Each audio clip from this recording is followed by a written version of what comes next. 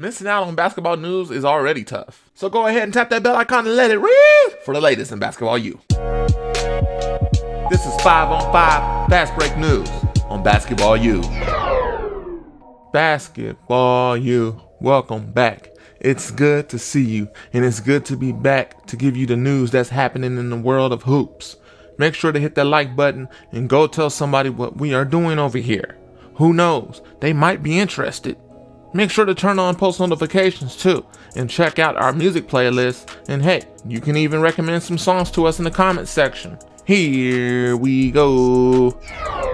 The playoffs is closing in very, very soon. And regardless of what happens, it looks like Brooklyn Nets, Philadelphia 76ers, Utah Jazz, and Phoenix Suns are already locked in with their clinching their berth into the playoffs. And here right in front of you is what it looks like if the playoffs were to start now. But a lot can change from now till May 18th. The more interesting and entertaining part of the playoff scenarios this year is a little twist with the NBA play-in tournament. Could it be similar to the NCAA tournament where a team catches a hot streak like last year's bubble and goes on a surprising run to the title? Teams like the Warriors, who have been surprising teams, and a Portland squad that has some savvy scoring veterans, could definitely make this year's Western Conference first round game interesting. So, how does the NBA play-in tournament work? Let's break it down.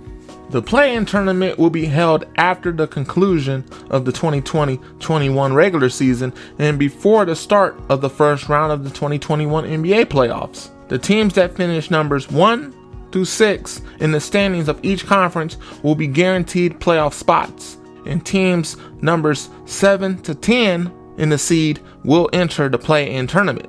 The number 7 team will face the number 8 team, and the winner will earn the number 7 seed in the playoffs.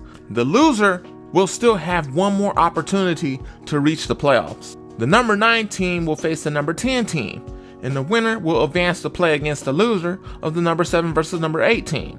The loser of the number 9 versus number 10 game will be eliminated from playoff contention.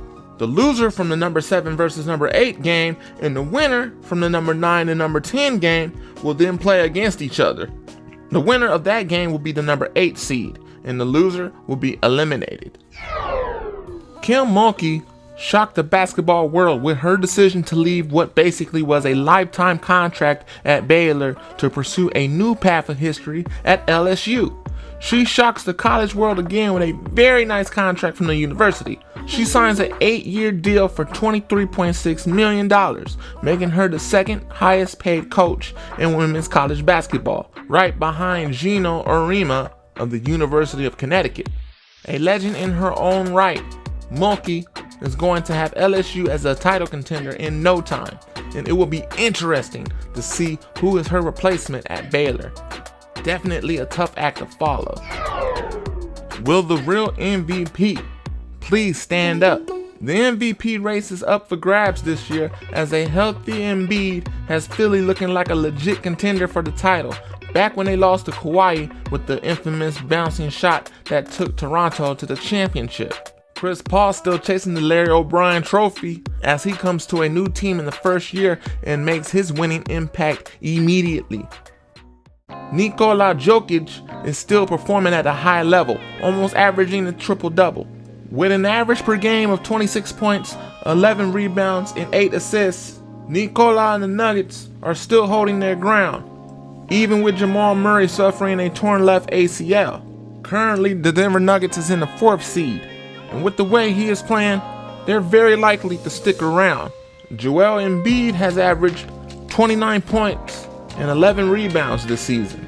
Plus, with him, Tobias Harris, Danny Green, Seth Curry, and Ben Simmons as starting lineups, there are only 21 wins and 4 losses compared to the season's current total of 41 wins and 21 losses. In a way, this lineup is something that other contenders should fear.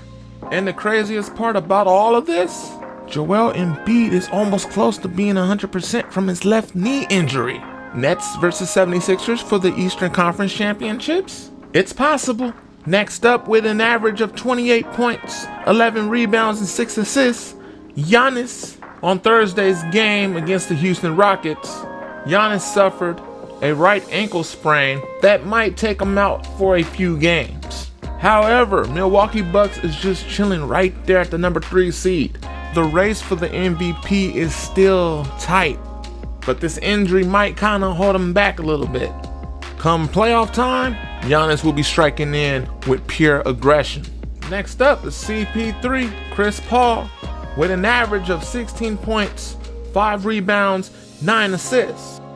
This is the Phoenix Suns' first postseason berth since 2010. It's a huge deal at the fact that Phoenix Suns has 44 wins and 18 losses. You might have to appreciate the fact that the fire of the team has never ran out since the bubble last season, when they made their statement by winning 8 games straight. Chris Paul and the Suns are 24 wins, 9 losses against teams above .500. Chris Paul's most valuable asset is leadership, and their playoff berth is all you need to know about leadership. Last but not least is this Maverick, averaging 28 points, 8 rebounds, and 8 assists. Luka Doncic is making a statement by dropping nothing but numbers. With 39 points and 8 assists in 28 minutes against Golden State, battle for the MVP spot is not easy to call.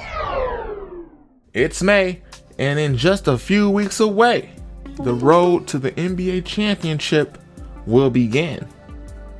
And with the Bucks, Knicks, Hawks, and Celtics all tugging it out for that first round spot, the Heat, Hornets, Pacers, and Wizards are all trying to avoid going home.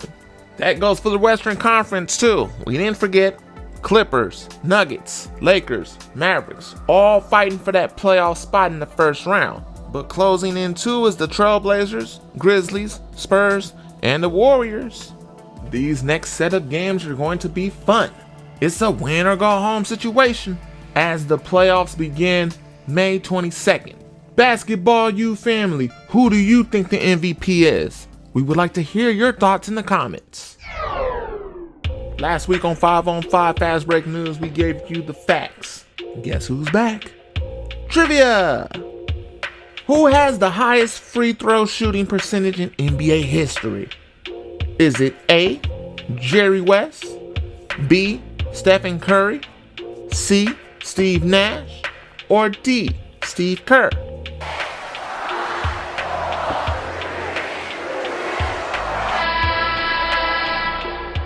The correct answer is B.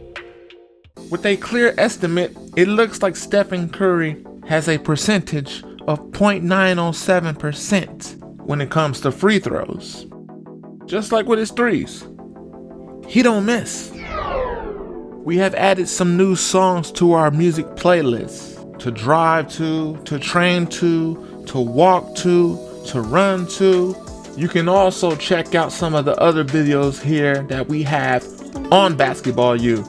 We are currently working on more content, so you can check us out daily.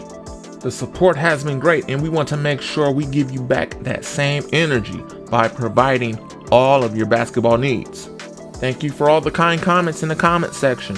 Shout out to all the new subscribers and everyone watching from the United States to the Philippines, India, United Kingdom, Australia, Canada, Germany. Thanks for the love. And be sure to stay tuned for many more of 5-on-5 Fast Break News right here, only on Basketball U. Almost forgot, here's another reminder. YouTube.com/BasketballU. Our new URL makes it easier to find us. Again, thanks for watching. This concludes this edition of 5-on-5 Fast Break News on Basketball U. We bring you the latest on all things basketball, from college to the NBA to the WNBA. And all you gotta do is subscribe. And remember, someone's always working. Are you?